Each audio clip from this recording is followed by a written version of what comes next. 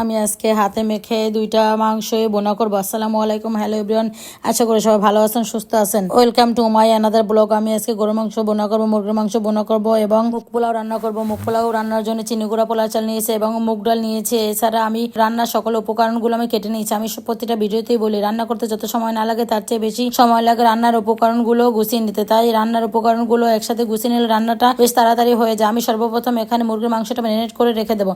মুরগির মাংসটা ম্যারিনেট করে নেব। মুরগির মাংসটা ম্যারিনেট করার জন্য মাংসের ভিতরে আমি এলাচ, দারচিনি, লবঙ্গ, পেঁয়াজ কুচি, পেঁয়াজের বেরেস্তা এবং আগে থেকে কেটে রাখা আলু, হলুদ গুঁড়ো, মরিচ গুঁড়ো, জিরা বাটা, স্বাদমতো লবণ এবং আদা রসুন বাটা ও পেঁয়াজের বেরেস্তা ভাজা তেল দিয়ে মাংসটা ভালো করে ম্যারিনেট করে আমি এক সাইডে রেখে দিছি। এখন আমি গরু মাংসটা ম্যারিনেট করবো। গরু মাংসটা ম্যারিনেট করার জন্য গরু মাংসের ভিতরে আমি এলাচ, দারচিনি, লবঙ্গ, আদা বাটা, রসুন বাটা, হলুদের গুঁড়ো, মরিচের গুঁড়ো, স্বাদমতো লবণ এবং পেঁয়াজের বেরেস্তা, পেঁয়াজ কুচি এবং মাংসের জন্য আলু কেটে রেখেছিলাম সেগুলো দিয়ে উল্টে পাল্টে মাংসটা হাতে ম্যারিনেট করে তারপর আমি প্রেশার কুকারে মাংসগুলো ঢেলে দেবো। মাংসগুলো প্রেশার কুকারে দিয়ে এর ভিতরে সামান্য একটু কড়াইতে দিয়ে পানি দিয়ে দেবো, কারণ একটু পানি না দিলে মাংসটা পুড়ে যাবে। এদিকে আমি প্রেশার কুকারে গরম মাংসটা দিয়েছি এবং ফ্রাই প্যানে মুরগির মাংসটা ঢেলে এক সাইডে রেখে দিয়েছি। এখন আমি পোলার জন্য পোলার চালটা ভালো করে ধুয়ে কিছুক্ষণ ভিজে এক সাইডে রেখে দেবো। পোলার চালটা ভিজে পোলাওটা রান্না করলে তাতে পোলাওটা বেশ ঝরঝরে হয় এবং খেতে বেশ স্বাদ লাগে। পোলার চালটা এক সাইডে ভিজে রেখে তারপর আমি দুই চুলায় দুইটা মাংস বসিয়ে দিয়েছি। এক চুলায় গরুর গোশ এবং অন্য চুলায় মুরগির মাংস বসিয়ে দিয়েছি। তারপর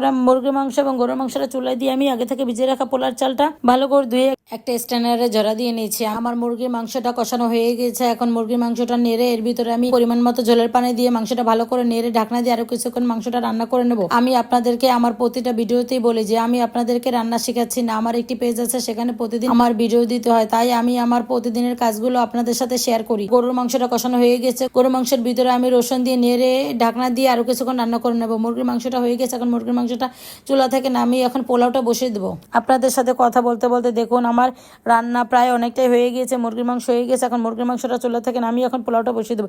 পোলাওটা বসানোর জন্য চুলাইটি কড়াই দিয়েছে, এর ভিতরে বেরেস্তা ভাজা তেল দেবো এবং এর সাথে আরো একটু তেল দিয়ে তেলটা গরম হওয়ার পর এলাচ, দারচিনি দিয়ে একটু ভেজে নেবো। এলাচ, দারচিনি একটু ভেজে নেওয়ার পর এর ভিতরে পেঁয়াজ কুচি দিয়ে দেবো।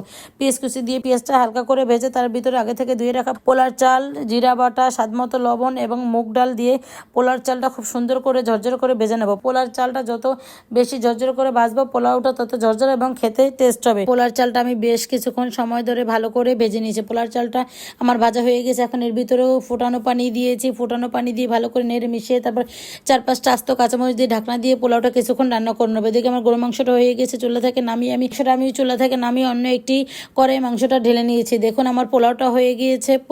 পোলার চুলাটা অফ করে আমি পোলাওটা ভালো করে নেড়ে দেবো। দেখুন আমার পোলাওটা দেখতে বেশ ঝরঝর হয়েছে, খেতে খুব টেস্ট হয়েছে। এখন আমি পোলাওর উপরে বেরেস্তা করে রেখেছিলাম, সেই বেরেস্তাটা ছিটিয়ে দেবো। আজকে এ পর্যন্তই। আবার অন্য কোনো ভিডিও নিয়ে আপনাদের সাথে দেখা হবে এবং আমার ভিডিওটা কেমন হয়েছে অবশ্যই কমেন্টে জানাবেন। আমার ভিডিওটা যদি আপনাদের ভালো লাগে তাহলে লাইক, কমেন্ট, শেয়ার করে পাশে থাকবেন। আসসালামু আলাইকুম, আশা করি সবাই ভালো থাকবেন, সুস্থ থাকবেন, আমার জন্য দোয়া করবেন। আল্লাহ হাফেজ।